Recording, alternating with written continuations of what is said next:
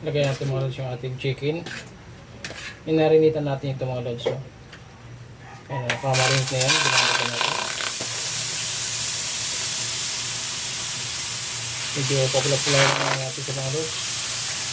Para tayo magluto ng mga gulay. Ayan. Samahan niyo ako mga lods na ating vlog ngayon for today. Ayan, at magluluto tayo ng gulay mga lods. Ito yung ating chicken na marinate na ito mga lods, no? Siguro mga 2 oras na ito mahigit. At ito naman papula-pulahin lang natin para lumabas yung kanyang katas at hindi na tayo gagamit ng mantika mga lods, no? Okay, kapag gisa natin. Ayan, migos-migos lang natin mga lods hanggang sa mamula ang ating chicken mga lods, no? Chicken ito mga lods, yung ating nilagay. Ito yung pang sa ating gulay. Pagpula-pulahin lang natin mga lods para igisa naman natin yung ating sibuyas at bawang, kamatis. Ayan mga lods, no? Ayan.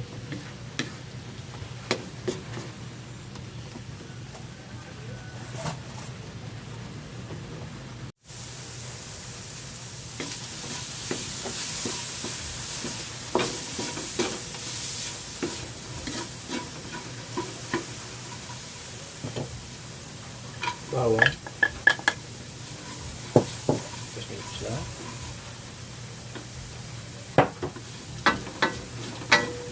Sibuyas. At yung ating kamatis.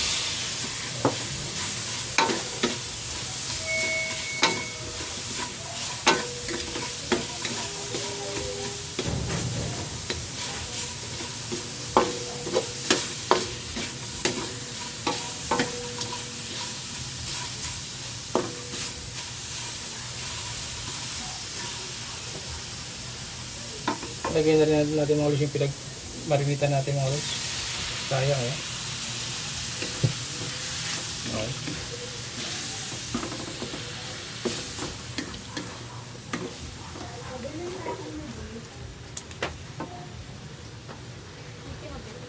Ayan. At siyempre lagyan natin puting tuyo mga ulos. Ayan. May natira tayong oyster kanina, lagay na rin natin.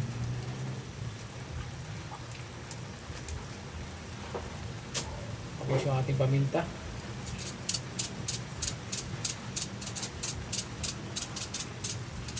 Okay. Konting mikos lang mga lods. At siyempre lagyan na natin yung ating sisiling mga lods, no? Okay. Kunting mikos-mikos lang muna tayo.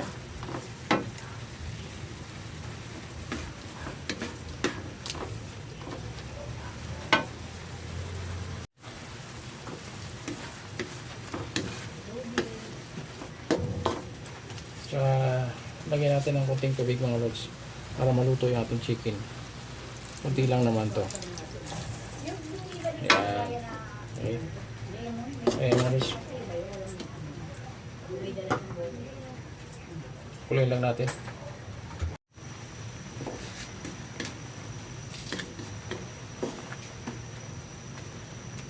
Ayan, pwede natin ilagay mga lods yung ating bell pepper. Ito yung ating bell pepper mga lods. So, lagyan na natin. Sabayin natin yung gulay natin mga lods. Ito yung ating gulay. Ayan, nakita yung mga lods. At halo na natin. Siyempre mikos lang para mag-mix siya.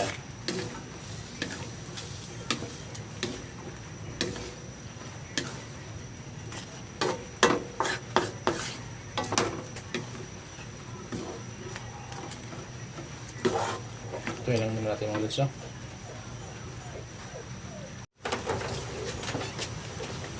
Ayan na mga lods, malapit na maluto yung ating gulay. Ito, yummy na ito mga lods. Swak na ito. Pero palamot-lamputin pa rin natin mga lods yung ating gulay. Para talagang swabe siya. Diba? Mga lods, ito yung ating simpleng ulam. Lutong bahay mga lods. Yan. Pero yummy siya.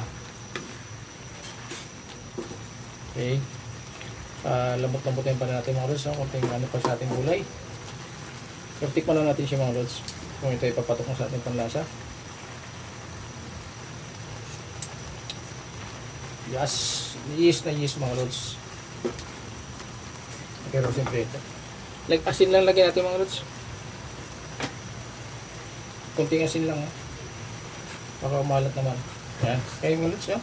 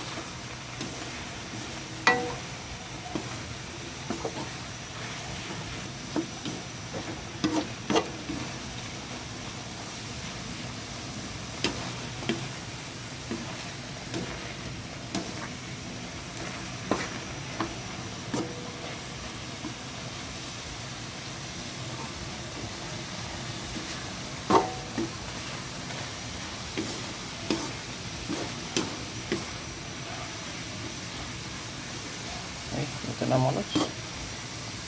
Thank you for watching mga lods. Pansamantala. Bye bye mga lods.